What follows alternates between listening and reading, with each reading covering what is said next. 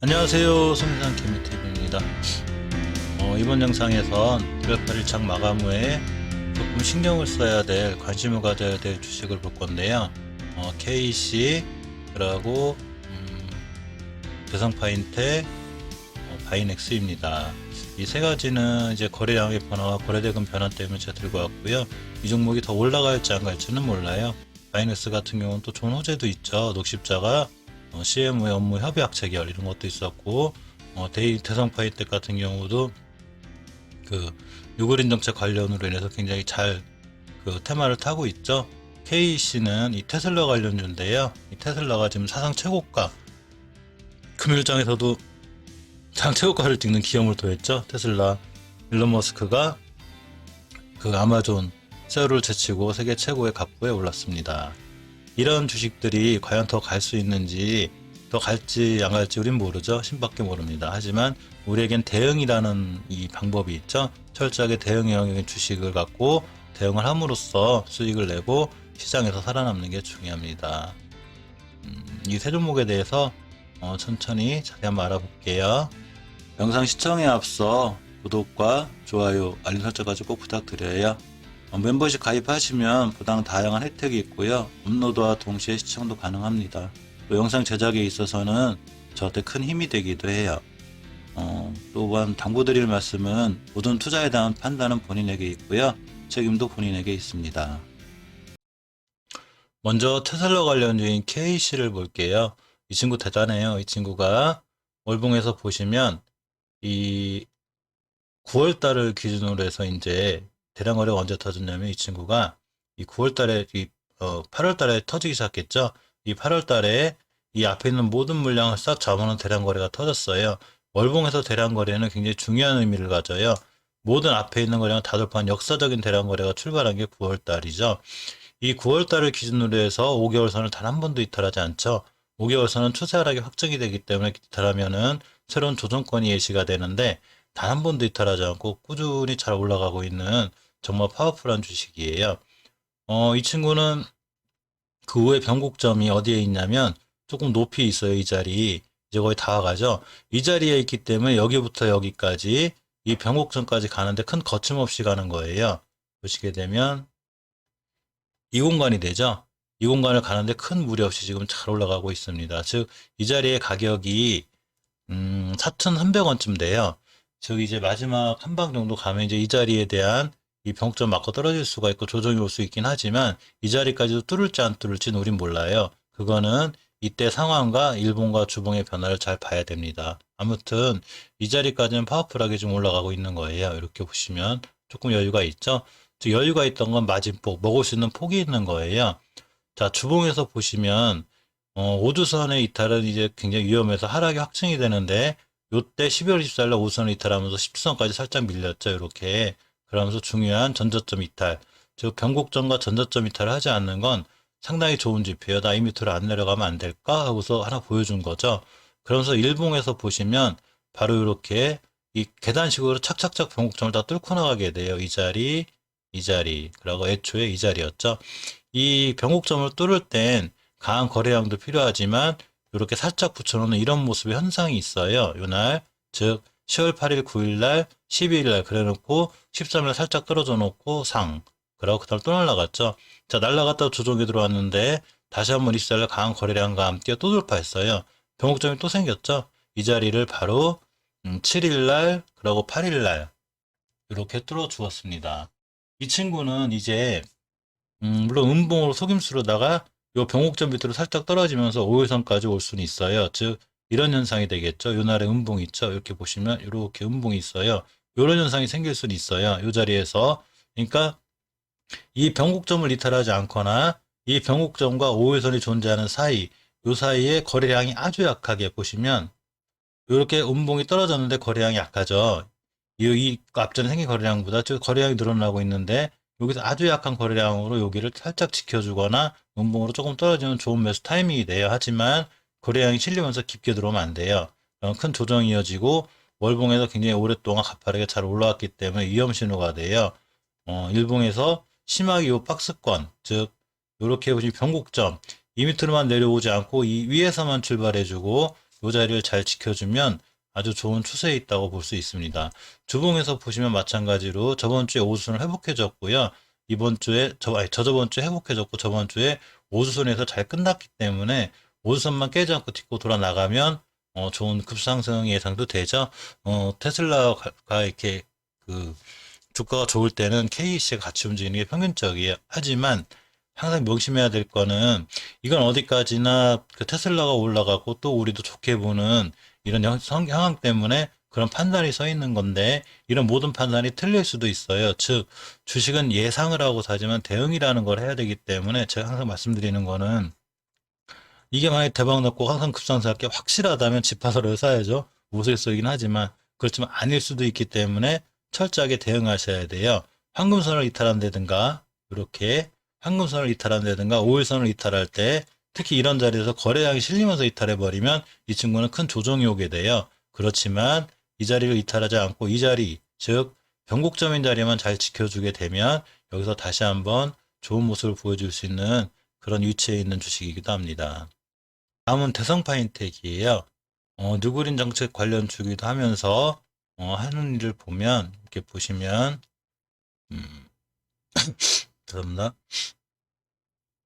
이렇게 14년 9월 태양열을 이용한 신규 사업 부문으로 사업을 확장했다고 돼 있죠.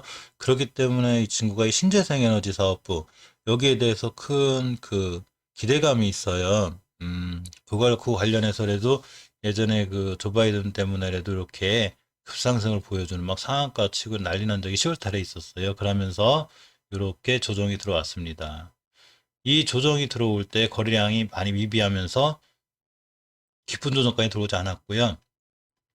중요하게 지켜야 될 이 변곡점까지 들어가면 사실 이 친구가 끝났구나 하는 생각을 좀 했었는데 이 월봉에서 보시면 이 일봉에서는 이렇게 21선도 깨고 이렇게 위험해 보이고 변곡점도 깼지만 결국 두 번째 변곡점인 이 자리를 지킨 거죠. 이렇게가 돼요. 이 두 번째 변곡점이 갖는 의미가 바로 월봉에서 보시면 이렇게 5개월선이에요. 제가 제 영상을 자주 보시는 분들은 알지만 저는 5개월선 이탈하는 거를 굉장히 위험하게 보고 첫 번째 5주선 이탈할 때를 경계선으로 삼아요. 근데 이 친구는 이달 11월 달에 정확하게 5개월선을 잘 지켜줬고 올라갔고요. 그 결과로 인해서 이번 달에도 좋은 모습을 보여주는 거예요. 근데 이 친구가 그동안 못 들어줬던 자리가 있어요. 즉 이 자리 18년도 5월 달에 생긴 변곡점이에요. 이렇게가 돼요. 이 자리를 뚫어주지 못했기 때문에 안착도 못하고 10월 달, 11월 달, 12월 달 다 못하다 1월 달 드디어 이번 달에 뚫었습니다. 더군다나 황금계열선에 대한 변곡점을 뚫었어요. 자, 이 친구가 이제 이 5개월선 언제 떼냐면 16년도 11월 달에 대한 이 정고점이 생기기 전에 중요한 변곡점 하나가 있는데 이 자리까지의 마침폭은 보여요. 즉 가격이 3,897원 금요일장의 상한가까지도 가능합니다. 하지만 꼭 그런 건 아니고요. 주봉이나 일봉 패턴을 잘 보셔야 되는데 주봉에서 보시면 이전 앞전에 있는 최고점들을 뚫어놨어요. 이렇게 보시면 이렇게 이 자리가 되죠. 바로 10월 30일에 생긴 이 자리예요. 이 자리를 강한 거래량으로 뚫어놨기 때문에 지금부터는 이 자리 밑으로 내려오지 않는 게 엄청 중요해요. 저 자리 밑으로 내려오면 지금까지 작업한 게 의미가 없고 또 하나 이때 18년도 6월 달에 생긴 변곡점하고도 일치해요. 이 18년도 6월 달에 생긴 변곡점을 바로 이 10월 30일 이 달이 속한 주 이제 못 뚫은 거예요. 못 뚫다 보니까 조정이 들어왔는데 이거를 드디어 뚫어줬어요. 바로 1월 8일 날 뚫어졌습니다. 1월 8일 날 뚫어졌기 때문에 저 자리에 대한 안착이 중요한데 이 고가가 얼마냐면 2,745원이에요. 이 자리가 바로 요 자리가 돼요. 10월 29일 날 요 10월 29일 날 올라갔기 때문에 그 주에 바로 그 현상이 생겼습니다. 그래서 여기다가 선을 하나 딱 그어요. 즉 이 친구는 내일 월요일 날쯤 또 조정이 들어올 수도 있고 더 날아갈 수도 있죠. 이건 저희 모르죠. 그리고 대량 거래가 생긴 이후에 이날 즉 1월 8일 저번 주 금요일에 최고 저가가 바로 마지막 저가일 수도 있어요. 급등하기 전에. 그것까진 모르지만 그렇다고 올라가서 쫓아가는 걸 살 수는 없고요. 밀려서 2,745원 이 자리만 다시 한번 떨어져서 잘 딛고 돌아 나가면 신규 매수 타이밍이 되고 이 자리는 바로 주봉에서 그 전에 최고점이기 때문에 나 이제 이 자리 밑으로 안 갈래라는 확실한 지표가 돼요. 근데 이러한 지표가 생기려면 거래량이 필요한데 거래량이 이렇게 받쳐졌죠. 저번 주에. 즉 일봉에서 보시면 이렇게 거래량이 이렇게 이틀에 걸쳐서 강하게 들어왔습니다. 비록 음봉이긴 해도 거래량이 잘 들어온 거예요. 따라서 이 자리 몇 번 말씀드리지만 10월 29일에 되는 고점 이 자리를 이탈하지 않는 한 이 친구는 여기서 다시 한번 좋은 모습을 보여줄 수 있고 이 모든 판단, 이 예상이 틀려서 밑으로 밀리면 손절하셔야 되는 게 5일선까지 밀릴 수 있고 깨면 주봉에서 전고점을 깬 거기 때문에 아차하면 5일선까지 밀려요. 그러면 다시 돌아나갈지 안 돌아갈지 모르죠. 그 상황에서 이걸 다 믿고 기다리기에는 손실폭이 크기 때문에 일봉에서 1차 경계해야 될 자리는 바로 주봉의 전고점인 2,740원이라는 거 이거를 꼭 명심하셔야 되고요. 이 자리 밑으로 들어오지만 않으면 다시 한번 좋은 모습을 보일 수 있는 주식이라는 것만 좀 알아주시면 괜찮을 것 같습니다. 항상 주식은 대응의 영역이에요. 모든 사람이 주식을 하락할 걸 예상하고 사진 않죠. 공매도가 아닌 이상 상승할 걸 예상을 하고 주식을 사지만 내가 상승할 걸 예상하고 샀는데 그렇게 움직이지 않는다. 내 판단하고 틀리게 움직이고 중요한 자리를 깬다. 그러면 반드시 손절하는 게 정답입니다. 자, 마지막으로 살펴볼 종목이 바이넥스입니다. 정말로 속도 많이 썩이고 변곡점도 뻑하면 깰락하고 위험한 주식이었죠. 월봉에서 추세 하락이 확증이 되는 11월, 12월 달 이렇게 1월 달, 12월 달에 깨버렸기 때문에 이 주식 위험했어요. 당연히 깨다 보니까 밀렸는데 두 번째로 지켜야 될 중요한 지지선이 10개월이 있죠. 이 10개월선까지 들어가면 이 친구 진짜 끝이었는데 정확히 잘 지켜줬죠. 녹십자하고 업무 협약 체결한 게 하루아침에 오늘 아침에 우리 녹십자랑 협약 체결할까? 이렇게 하지 않죠. 반드시 이런 거는 오래전에 결정이 되었을 거예요. 이사진들끼리도 회의도 했을 테고 근데 이런 모든 뉴스에도 불구하고 이 주식이 계속 이렇게 박스권에 갇혀 있었죠. 굉장히 큰 박스권인데 이 변곡점을 기준으로 여기부터 여기까지입니다. 그러니까 이 친구는 요 갇혀 있는 자리에 대한 매물대도 많지만 요 기간 동안에 거래량이 크지 않았기 때문에 굉장히 지루하고 심심했었는데 드디어 1월 8일 날 대량 거래가 실렸죠. 이 실린다는 게 이 앞에 있는 모든 거래는 다 저항되는 거에 터졌어요. 그 안암전자라인에서 제가 몇 번 강의를 했듯이 21선을 돌파하는 강한 거래량이 생기면서 꼬리가 생기는 건 요 구간에 있는 매물대를 이 소화하는 과정일 수 있는 확률이 되게 커요. 물론 월봉에서 위치가 높기 때문에 누군가 털고 나갔을 수도 있어요. 이건 우린 모르는 거예요. 함부로 털고 나갔네, 뭐 팔고 나갔네, 끝났네 이런 거는 모르는 거예요. 그러니까 철저하게 대응을 해야 되는데 황금일선 기준으로 돌파를 했기 때문에 시도 실패했지만 즉 어떤 호재나 뉴스로 인해서 만약에 월요일 날 이 변곡점을 기준으로 이 위에서 출발을 해서 이 자리를 새로운 저항 지지선으로 만들 수 있으면 즉 주식은 저항선을 지지선으로 바꿀 때가 제일 강력해요.